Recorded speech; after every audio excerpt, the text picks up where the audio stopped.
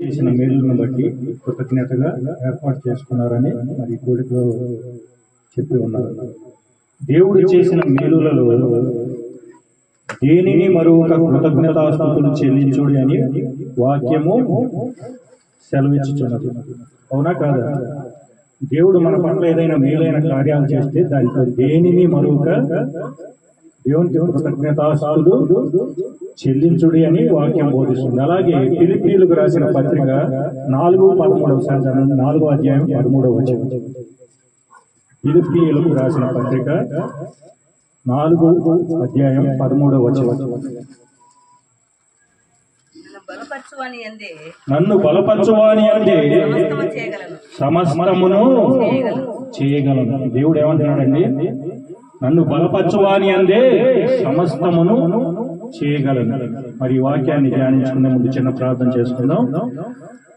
సర్వోన్నతుడ, సర్వశక్తి గల దేవ, సర్వకృపలకు ఆధారభూతుడు, ప్రియ పరలోకపు తండ్రి, నీ పాదాలకే ఎలలేని స్తుతులు, స్తోత్రాలు, వందనాలు నా ప్రభు తండ్రి. ఇప్పటిదాకా చక్కగా పాటల ద్వారా నేను స్తుతించారా, చక్కటి ఆరాధన ద్వారా తండ్రి నిన్ను మయంపరిచారు నాయన.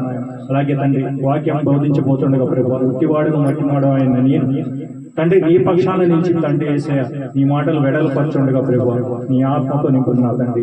ఏ వర్తమానం అయితే తండ్రి ఈ జనులకు అందించదలుచుకున్న వట్టి వర్తమానాలు తండ్రి యేసయ్య నీవే మాలో ఉండి తండ్రి ప్రతి ఒక్కరికి అర్థమయ్యే రీతిగా తండ్రి అనుగ్రహించి ప్రతి ఒక్క హృదయాల్లో నింపమని యేసు ఉన్నత నామమున స్తుతులు, స్తోత్రాలు నీ పాదాలకు సమర్పించి అడిగి వేడుకుంటున్నారు పరమ తండ్రి. ఆమేన్. దేవుడు ఏమంటున్నాడు? ఒకసారి చదవండి. ఫిలిప్పీయుల పత్రిక రాసింది, నన్ను బలపరిచిన వారి అందే నేను సమస్తమును చేయగలను అంటున్నాడు. అలాగే రోమా పత్రిక 8వ అధ్యాయం 23వ వచనం కూడా ఒకసారి చదవండి. రోమీయులకు రాసిన పత్రిక 8వ అధ్యాయం 28వ వచనం. దేవుణ్ణి ప్రేమించు వారికి అనగా సంకల్పము చొప్పున పిలువబడిన వారికి మేలు కలుగుటకై సమస్తమును సమకూడి జరుగుతున్నవని ఎరుగుదుము. ఏమంటున్నాడండి ఇక్కడ? దేవుని ప్రేమించే వారికి అనగా ఆయన సంకల్పము చొప్పున పిలువబడిన వారికి మేలు కలుగునట్లు సమస్తము జరుగుతున్నవని ఎరుగరా? దేవుని ప్రేమించే వారి పట్ల దేవుడు ఉన్నతమైన ఆలోచనలు కలిగి ఉన్నాడు. దేవుడు సంకల్పం చొప్పున నడుచుకునే వారి పట్ల దేవుడు అమితమైన ప్రేమ కలిగి ఉన్నాడు. తండ్రి తన కుమారుడు ద్వారా సకల ఆశీర్వాదాలు ఆయన ప్రేమించే బిడ్డలకు అందించబోతూ ఉన్నాడు. కానీ దేవుడికి అసాధ్యమైనది ఈ లోకంలో ఏమైనా ఉన్నదా? ఏదైనా? ఏమీ లేదు. సమస్తము చేయగల సాధ్యుడు ఆయన. ఆయన మన కొరకు ఎన్నో మేలులు ఆయన కుమారుల్లో దాచి ఉంచాడు. అవన్నీ మనం పొందుకోవాలని, ఆ మేలులు అనుభవించాలని ఆయన ఆశ కలిగి ఉన్నాడు. ఎవరు? దేవుడు తన కుమారుడు ద్వారా మనకి ఎన్నో మేలులు చేయాలని, ఆశీర్వాదాలు పొందుకోవాలని మన కోసం ఎన్నో దాచి ఉంచాడు. కానీ అవన్నీ మనం ఎందుకు పొందుకోలేకపోతున్నాం? ఆయన మన పట్ల ఎంతో ఉన్నతమైన కార్యాలు చేయాలని ఆలోచన కలిగి ఉన్నాడు. కానీ మనం మాత్రం పొందుకోలేని వారు. ఎందుకనగా మనలోని దుష్టమైన కార్యాలు, దుష్ట ఆలోచన. దేవుడా దేవుడా దేవుడా అని దేవుని సన్నిధికి వెళుతూ ఉంటాం, కానీ మనం బయటికి వచ్చి చేసే పనులన్నీ కూడా దుష్కార్యాలు. మనం చేసే దుష్కార్యాల వల్ల మనం ఫలాన్ని పొందుకోలేకపోతాం. మనం ఒకటి ఆలోచిస్తే దేవుడు ఇంకొకటి ఆలోచిస్తాడు. దేవుడు ఉన్నతంగా మనల్ని దీవించాలని ఆయన కోరుకుంటే మనం మాత్రం దేంట్లో కూడా నిరీక్షణ అనేది లేదు. దేంట్లో నిరీక్షణ లేదు, సహనము లేదు. ప్రతిదీ ఇప్పుడే ఇన్స్టెంట్ గా జరిగిపోవాలి. ఇప్పుడే దేవుడా నాకు చేసే, నీకు ఈ మొక్కుబడి చేస్తా, నేను సాక్ష్యం చెబుతా, లేదా 10 మంది భోజనాలు పెడతా, నాకు ఈ కార్యం చేయి, అంతవరకే. కానీ దేవుడు ఇచ్చే ఫలాన్ని కోసం ఆశపడి ఎదురు చూసేవాళ్ళు, నిరీక్షణ కలిగి ఉండేవాళ్ళు ఒక్కడి కూడా ఈ రోజుల్లో లేడు. అందరికీ సమస్యలు ఉన్నాయి. ప్రతి కుటుంబంలో సమస్యలు ఉన్నాయి. ఆ సమస్యల కోసం నిరంతరము పోరాడుతూ దేవుడితో ప్రార్థన చేస్తూ ఉన్నాం. అయ్యా నా బిడ్డలు దారి తప్పి ఉన్నారయ్యా, వారిని సరైన మార్గంలో నడిపించుకున్నా తండ్రి. అయ్యా నా భార్య అనారోగ్య స్థితిలో ఉంది నాయన, ఆమెను కాపాడు స్వస్థపరచుకున్నా తండ్రి. అయ్యా రుణబాధల్లో కూరుకొని ఉన్నానయ్యా, నన్ను లేవనెత్తును నాయన. అయ్యా నేను ఏ పని చేసినా కలిసి రావట్లేదు నాయన. అయ్యా మా మార్గాలు సరళపరిచి మా వ్యాపారాల్లో కానీ చేతి పనుల్లో కానీ దీవెన దయచేయండి నాయన. వేడుకుంటున్నాం, మనం ఎల్లవేళ వేడుకుంటున్నాం. అయ్యా నా భర్త తాగుబోతు, వ్యసనపరుడు, అనేకమైన దుష్కార్యాలు చేస్తున్నాడయ్యా, నా భర్తకు మారు మనసు కలిగి నా కుటుంబాన్ని రక్షించని ఎల్లవేళ వేడుకుంటూనే దేవుణ్ణి ఉన్నాం. కానీ ఒక్క ఫలం కూడా మన కార్యాలు కూడా మన కుటుంబాల్లో జరగట్లేదు. సంవత్సరాలుగా వేడుకుంటూనే ఉన్నాం, ప్రార్థన చేస్తూనే ఉన్నాం. కానీ ఆ కార్యాలు మనం ఎందుకు పొందుకోలేకపోతున్నాం?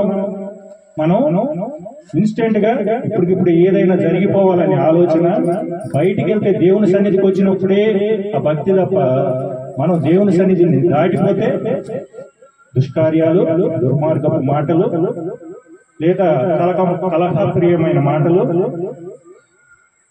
స్త్రీల పట్ల కాంక్ష, వ్యసనం, వీటితోనే బ్రతుకుతున్నాం తప్ప దురాశ, ముఖ్యంగా దురాశ ఎక్కువైంది. ప్రతి ఒక్కళ్ళు కూడా దురాశ ఎక్కువ. ఈ దురాశ వాళ్ళని ఏలుతూ ఉంది. ఏ కార్యం పొందుకోవాలన్నా ముందు మనకు కావాల్సింది ఏంటంటే నిరీక్షణ. ఏం కావాలి? నిరీక్షణ కావాలి, సహనం కావాలి. దాని పూర్వం ఎదురు చూసేవారమై ఉండాలి.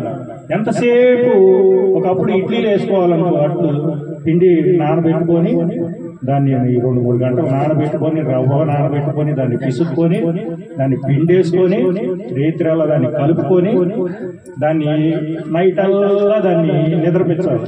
అప్పుడు తెల్లారి బుర్ర పొంగితే అప్పుడు ఇడ్లీలు వేసుకుంటే మనకి ఇడ్లీ వస్తాయి. కానీ ఇవాళ ఇడ్లీ కోసం ఎదురు చూసేవాళ్ళు ఎవరు ఉన్నారా? అంతసేపు అది ఉప్పు నానబెట్టుకుంటాం ఎందుకు, రుబ్బుకుంటాం ఎందుకు, దాన్ని రవ్వ పిసుక్కుంటాం ఎందుకు, నూడిల్స్ తెచ్చుకుంటాం, నీళ్ళలో పోసి నూనెసి కొంచెం నీళ్లు పోసి దాంట్లో ఏంటంటే బుస వాన పొలంలాగా పొంగుతాయి. ప్లేట్లు వేసుకొని తినేస్తాం. అంతసేపు ఆగలిగే నిరీక్షణ లేదు. ఇవాళ ఏ పని చేయాలన్నా కూడా నిరీక్షణ లేదు. ఒకప్పుడు బస్సులు వచ్చాయి, మన బస్సు కోసం ఎంతసేపు అయినా కూర్చొని వెళ్ళేవాళ్ళు. ఆ తర్వాత జీపులు వచ్చినాయి, ఆటోలు వచ్చినాయి. ఆ బస్సు కన్నా ముందు ఈ జీపు వెళ్ళిపోతుందని జీపులు ఎక్కడం నేర్చుకున్నారు. జీపుల కన్నా ఎక్కువసేపు తొందరగా ఆటోలు ఎక్కడని ఆటోలు ఎక్కువ నేర్చుకున్నారు. పని త్వరగా అయిపోవాలి. ఈ క్షణమే ప్రతిదీ జరిగిపోవాలి. నిరీక్షణ అనేది, సహనం అనేది మనుషుల్లో చచ్చిపోయింది. కాబట్టి దేవుడి పట్ల మనం ఏ కార్యాలు కూడా పొందుకోలేకపోతున్నాం. దేవుడు ఉన్నతమైన కార్యాలు మన పట్ల జరిగించాలని ఆశ కలిగి ఉన్నాడు. కానీ మనం మాత్రం ఇన్స్టెంట్ గా మన కోరికలన్నీ తీర్పాలి. అయ్యా ఆయన నేను ఉన్నతంగా జీవిస్తానంటే నాకు ఇది చాలయ్యా, మన ఆలోచన అట్టుండే ఇది చాలు నాకు అన్నాడు. తప్పిపోయిన కుమారుడి గురించి మీకు తెలుసు. తండ్రి సన్నిధిలో ఉంటే సమస్తము కూడా కుమారుడికే, ఆయన స్వాస్యం మొత్తం కూడా కుమారుడికే. కానీ ఆయన ఏమని, అది నాకు ఇచ్చేయి, నా వాటా నాకు ఇచ్చేయని తీసుకొని వెళ్ళిపోయాడు. ఇన్స్టెంట్ గా ఉన్నదంతా పోగొట్టుకొని ఏం చేశాడు? ఉన్నది మొత్తం కూడా వ్యసనాల పాలు చేసి అవచేసి దిక్కుమాలిన వాడిగా, పందులు మేపే పొట్టు తిని బహుదీనుడిగా మారిపోయాడు. ఇన్స్టెంట్ గా మనం కూడా దేవా నాకు బండి ఇచ్చి, మా అబ్బాయికి చదువుకుంటున్నాడు, మంచి ర్యాంక్ ఇచ్చేయి, మంచి ఉద్యోగం ఇచ్చేయి, ఇంకా ఇన్స్టెంట్ గా అయిపోవాలని కోరుకుంటున్నాం. కానీ ఉన్నతంగా మన కోసం ఆయన దాచిపెట్టిన వాటి కోసం మనం నిరీక్షణ కలిగి దేవుడు ఇన్స్టెంట్ గా అయిపోవాలి. ఆ ఇచ్చిన నువ్వు అడిగింది ఇస్తాడు. నాకు బండి కావాలి, మా అబ్బాయికి తిరగడానికి లేదు, బండి ఇస్తాడు. ఆ బండి కొన్ని రోజులు అయిపోద్ది, అంతటితో అయిపోద్ది. మళ్ళీ నీ కష్టాలు కన్నీళ్లు తప్పగా, అయ్యా నాకు ఈ అప్పు ఉంది తీర్చేయి అంటే తీరుస్తాడు. అది తీర్చేసరికి మళ్ళీ 10 రకాలుగా నీ బాధ్యతలు, బాధలు నీ వెనక ఎదురు చూస్తూనే ఉంటాయి. బాధలు, బాధ్యతలు ఎప్పుడు తప్పవు. నువ్వు కోరుకునేది ఇప్పుడు నీ విడుదల కోరుకుంటున్నావు, కానీ ఆయన శాశ్వతమైన విడుదల నీకు ఇవ్వాలని చూస్తున్నాడు. కానీ నువ్వు ఇప్పుడు విడుదల కోసమే ఎదురు చూస్తున్నావు. ఆయన ఆలోచన మన ఆలోచన కన్నా ఎంతో ఉన్నతమైన వాటిని. యెషయా గ్రంథం 55:8 చదవండి. 55:8 55:8 యెషయా గ్రంథం. నా తలంపులు నీ తలంపుల వంటివి కాదు, నీ త్రోవలు నా త్రోవల వంటివి కాదు, ఇదే యెహోవా వాక్కు. ఆకాశములు భూమికి పైన ఎంత ఎత్తుగా ఉన్నవో మీ మార్గముల కంటే నా మార్గములు, నీ తలంపుల కంటే నా తలంపులు అంత ఎత్తుగా ఉన్నాయంట. నీ మార్గంలో నువ్వు కోరుకునే కోరికలు కొద్ది మాత్రమే, భూ సంబంధమైన కోరికలు మాత్రమే దేవుడిని కోరుకుంటావు. కానీ ఆయన అంతకన్నా ఉన్నతమైన ఆశీర్వాదాలు నీకు ఇవ్వాలని ఆయన చూస్తున్నాడు. భూమికి ఆకాశానికి ఎంత ఎత్తుందో అంతకన్నా ఎత్తైనాక మిమ్మల్ని దీవించాలని ఆయన కోరుకుంటున్నాడు. కానీ నాకు మాత్రం కొద్దిగానే చాలు అన్నాడు. నిన్ను దీవించిన వాడు, నిన్ను ప్రేమించిన వాడు, నీకు తోడు నడిచేవాడు నిన్ను దీవించడా? ఆయన సమస్తము మీ కొరకే దాచి ఉంచాడు. ఆయన సమస్త ప్రేమ మీ కొరకే దాచి ఉంచాడు. కానీ కార్యాలు ఎందుకు చేయట్లేదంటే దానికి తగు సమయమందు దానికి చేస్తాడు. ఏ కార్యం ఎప్పుడు చేయాలో ఆయన తెలీదా? ఇప్పుడు శారా ఉంది, అబ్రహామును దేవుడు దీవించాడు. విస్తారమైన జనముకి వారసులుగా చేస్తా అన్నాడు. ఆయనకు గర్భఫలం ఇచ్చి విస్తారమైన ఆకాశపు నక్షత్రముల వలె, సముద్రపు విస్కరేణువుల వలె ఈ సంతానాన్ని దీవిస్తాను అన్నాడు. మరి మాట ఇచ్చిన దేవుడు తీర్చడా? మరి అబ్రహాం అయితే విశ్వాసం కలిగి నిరీక్షణ కలిగి జీవించాడు. కానీ శారా ఏం చేసింది? హాగర్ను తీసుకొచ్చి వివాహం చేసి నిరీక్షణ కోల్పోయి. దానికి ఫలం ఏంటి? ఈనాటికి కూడా ఇస్మాయిల్ని కంటం వల్ల ఇప్పుడు వారి సహోదరుల సంతానం విస్తరించిపోయి ఇస్లాం మతం వారికి శత్రువులుగా తయారై ఈ రోజు కూడా యుద్ధాలు చేసుకుని అన్నదమ్ములే చచ్చిపోతున్నారు. నిరీక్షణ లేని ఫలం ఏమవుతుంది? శత్రుత్వాన్ని నీకు తెచ్చిపెడుతుంది, నీకు గాయాన్ని తెచ్చిపెడుతుంది. నిరీక్షణ లేకుండా నువ్వు దేవుడిని ఏది అడిగినా కూడా అది ఇన్స్టెంట్ గా నువ్వు కోరుకుంటున్నావు, కానీ అది శాశ్వతంగా నీతో ఉండేది కాదు. ఆ ఫలం నువ్వు పొందుకున్నావు అనుకో, ఆ ఫలం శాశ్వతమైన ఫలం కాదు, ఆ కొద్ది సంతోషానికి మాత్రమే. కానీ దేవుడు నిరీక్షణ ద్వారా నీకు ఇచ్చే ఫలం ఎట్లాంటిది? శాశ్వతమైన ఫలం. అది ఉన్నతంగా, చాలా ఉన్నతంగా, ఆయన నామ మహిమార్థంగా ఉంటుంది. ఎలా ఉంటుంది?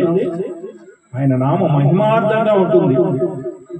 మరి రోమా పత్రిక 12వ అధ్యాయం 12వ వచనం ఒకసారి చదవండి.